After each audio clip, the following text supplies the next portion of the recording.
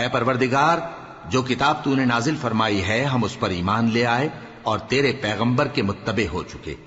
تو ہم کو ماننے والوں میں لکھ رکھ، اور وہ یعنی یہود قتل عیسیٰ کے بارے میں ایک چال چلے، اور اللہ نے بھی عیسیٰ کو بچانے کے لیے تدبیر کی،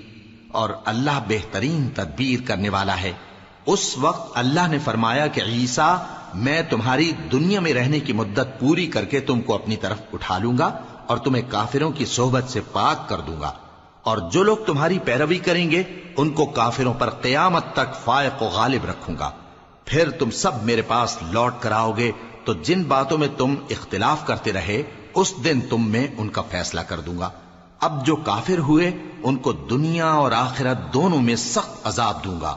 اور ان کا کوئی مددگار نہ ہوگا۔